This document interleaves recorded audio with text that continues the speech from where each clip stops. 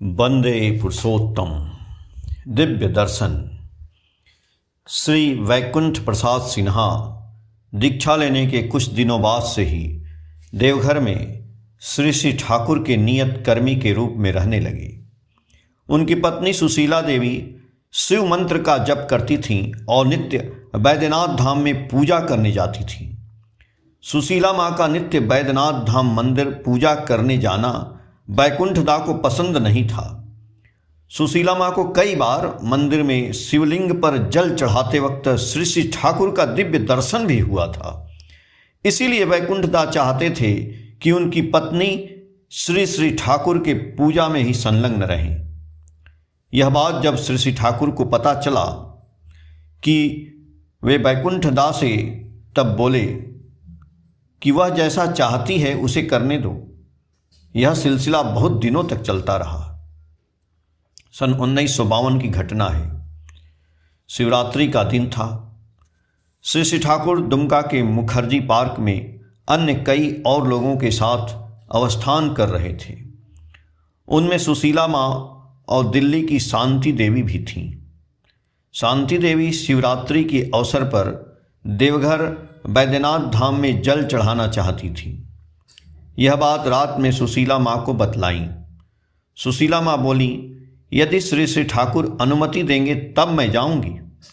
अगले दिन प्रातः सुशीला माँ नित्य दिनों की तरह प्रणाम करके खड़े होते ही श्री ठाकुर उनसे पूछे, नाश्ता की हो?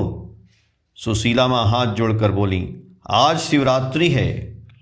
शांति देवी बैद्यनाथ धाम मंदिर में पूजा करने के लिए जाना चाहती हैं। मुझे भी साथ ले जाना चाहती हैं। आप यदि अनुमति देंगे तब मैं जाऊंगी। श्री ठाकुर बहुत स्नेहपूर्ण स्वर में बोले, जाओगी। उसके बाद वहाँ पर उपस्थित एक कर्मी को देवघर फ़ोन करके एक गाड़ी भेजवाने बोले। उस समय दुमका से देवघर आने जाने का साधन नहीं के बराबर था। गाड़ी का इंतज़ार करते करते दिन का 11 बज गया था।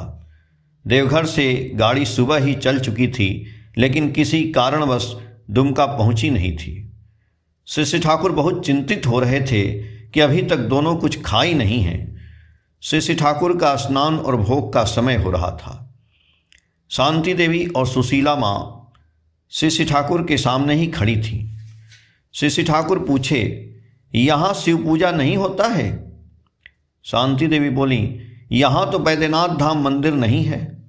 श्री ठाकुर फिर बहुत सहज ढंग से पूछे, क्या मुझे देने से नहीं होगा? सुशीला माँ बोली, क्यों नहीं? तुरंत श्री ठाकुर स्नान चौकी पर आसन लगाकर बैठ गए और बहुत उत्फुल्ल होकर सुशीला माँ और शांति देवी से बोले, जल वगैरह लेकर आओ। दोनों दौड़ते हुए फूल, बेलपत्र, प्रसाद और एक लोटा पानी लेकर श्री ठाकुर के समीप आईं। श्री ठाकुर दोनों हाथ फैलाकर बोले, मेरे हाथों में सब कुछ डाल दो। सुशीला माँ को अधिकतर जल चढ़ाने वक्त बैद्यनाथ धाम मंदिर में श्री ठाकुर के जिस रूप का दर्शन होता था, ठीक वैसा ही दिव्य दर्शन पाकर चौंक उठी। भाव विमुग्ध अंतर मन से दोनों श्री ठाकुर के हाथों में फूल और बेलपत्र आदि डाल दी। श्री ठाकुर बोले, जल? दोनों जल भी श्री ठाकुर के हाथों में उड़ेल दी। श्री ठाकुर मुस्कुराते हुए बोले, जाओ अब कुछ खा लो। दोनों माँ भाव विभोर होकर अश्रुपूर्ण आँखों से श्री ठाकुर को प्रणाम करके तृप्त हो गईं। उस दिन के बाद से सुशीला माँ का नित्य बैद्यनाथ धाम मंदिर जाने का सिलसिला का आवेग कम हो गया। पुरुषोत्तम प्रसंगे से, सातवती, दिसंबर 2017, पेज संख्या 49 से। जय गुरु।